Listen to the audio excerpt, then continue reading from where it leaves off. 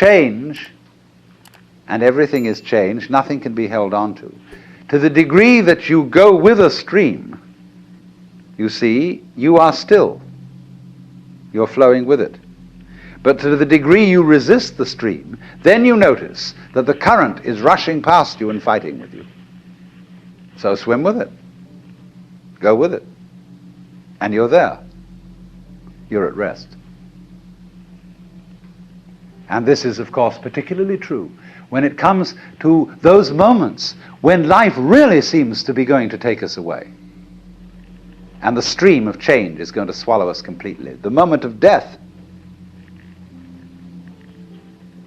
And we think, oh, this is it. This is the end. And so at death we withdraw. Say, no, not that. Not yet, please.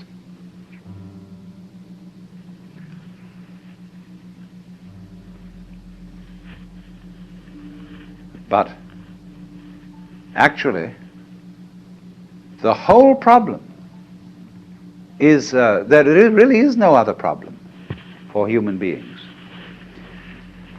than to go over that waterfall when it comes, just as you go over any other waterfall, just as you go on from day to day, just as you go to sleep at night. Be absolutely willing to die. Now, I'm not preaching. I'm not saying you ought to be willing to die and that you should muscle up your courage and somehow put on a good front when the terrible thing comes. That's not the idea at all. The point is that you can only die well if you understand this system of waves. If you understand that your disappearance as the form in which you think you are you, your disappearance as this particular organism, is simply seasonal, that you are just as much the dark space beyond death as you are the light interval called life. These are just two sides of you, because you is the total wave. See, you can't have half a wave. Nobody ever saw waves which just had crests, no troughs. So you can't have half a human being who is born but doesn't die. Half a thing. That would be only half a thing. But the propagation of vibrations, and life is vibration, it simply goes on, but its cycles are long cycles and short cycles. Space, you see, is not just nothing. If I could magnify my hand to an enormous degree so that you could see all the molecules in it, I don't know how far apart they would be, but it seems to me they would be something like tennis balls in a very, very large space. And you look, when I move my hand like this, and say, for God's sake, look at all those tennis balls. They're all going together. Crazy. And there are no strings tying them together. Isn't that queer? No, but there's space going with them. And space is a function of, or it's an inseparable aspect of, whatever solids are in the space. That is the clue, probably, to what we mean by gravity. We don't know yet. So in the same way, when those marvelous sandpipers come around here, the little ones, while they're in the air flying, they have one mind. They move all together. When they alight on the mud, they become individuals and they go picking around for worms or something. But one click of the fingers and all those things are going zip into the air. They don't seem to have a leader.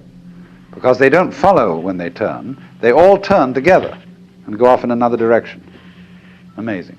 But they're like the molecules in my hand. So then you see, here's the principle. When you don't resist change, I mean over-resist. I don't mean being flabby.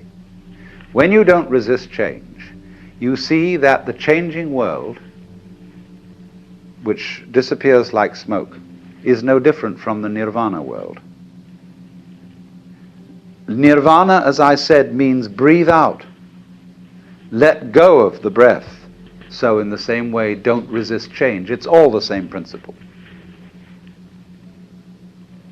So the Bodhisattva saves all beings, not by preaching sermons to them, but by showing them that they are delivered, they are liberated by the very fact of not being able to stop changing.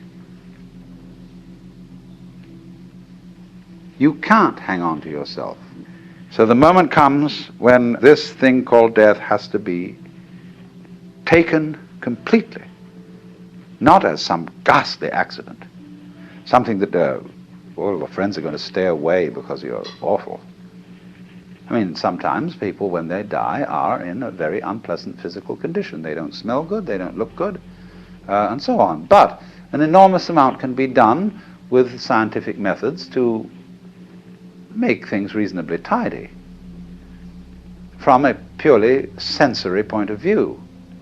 But the main thing is the attitude that death is as positive as birth and should be a matter for rejoicing, because death is the symbol of the liberation. There is a wonderful saying that Ananda Kumaraswamy used to quote. I pray that death will not come and find me still unannihilate. In other words, that man dies happy if there is no one to die. In other words, if the ego has disappeared before death caught up with it. But you see, the knowledge of death helps the ego to disappear, because it tells you you can't hang on. So what we need, if we're going to have a good religion around, that's one of the places where it can start.